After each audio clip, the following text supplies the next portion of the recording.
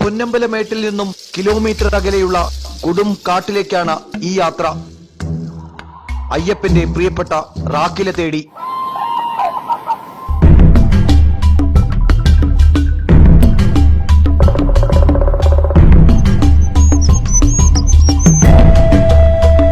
വന്യമൃഗങ്ങൾ ഏറെയുള്ള കൊടും വനത്തിനുള്ളിലേക്ക് രാജുവിനും മാലസ്വാമിക്കുമൊപ്പം ഞങ്ങൾ കയറിയത് ആ ഇല തേടിയായിരുന്നു.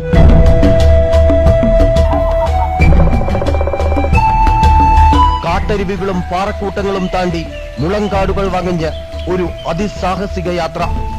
ഒടുവിൽ അത് കണ്ടെത്തി. ഇത് റാക്കില. ഓരോന്നായി വെട്ടിയൊതുക്കിയാണ് ഇല ശേഖരിക്കുന്നത്. അതിരാവിലെ വേണം ഇല വെട്ടാൻ. വെയിലിന് ചൂടേറ്റാൽ വാടും.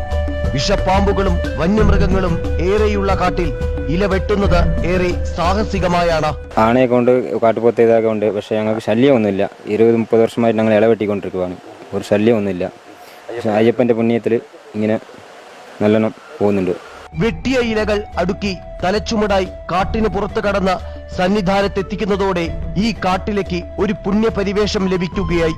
കാനനവാസനായ അയ്യപ്പന്റെ പ്രസാദമെല്ലാം ഈ റാക്കിലയിലാണ് നൽകുന്നത്. മറ്റൊരു ക്ഷേത്രത്തിലും കാണാത്ത പ്രത്യേകത. റാക്കിലയിലാണ് വളരെ കാലമായിട്ട് പ്രസാദം കൊടുത്തുകൊണ്ടിരിക്കുന്നത്. പ്രകൃതിദത്തമായ ഗുണങ്ങൾ തീർച്ചയായിട്ടും റാക്കിലയ്ക്കുണ്ട്. ആയിരക്കണക്കിന് ഇലകളാണ് ഓരോ ദിവസവും ക്ഷേത്രാവശ്യത്തിനായി വേണ്ടിവരുന്നത്. റാക്കിലയിൽ പ്രസാദം ലഭിക്കുമ്പോൾ ഭക്തരുടെ മനം നിറയും. പക്ഷേ അത് ശേഖരിക്കുന്നതിന്റെ കഷ്ടപ്പാടുകളാകട്ടെ ആരും അറിയുന്നില്ല. അയ്യപ്പന്റെ എല്ലാ പ്രസാദവും നൽകുന്ന ഈ റാക്കിലയ്ക്കും ഇപ്പോൾ ഏറെ മഹത്വം കൈവന്നിട്ടുണ്ട്. കാക്കത്തോടിൽ നിന്നും ക്യാമറാമാൻ മനോജ് പേരാമ്പ്രയ്ക്കൊപ്പം ശ്യാം കെ വാര്യർ, അമൃത ന്യൂസ്.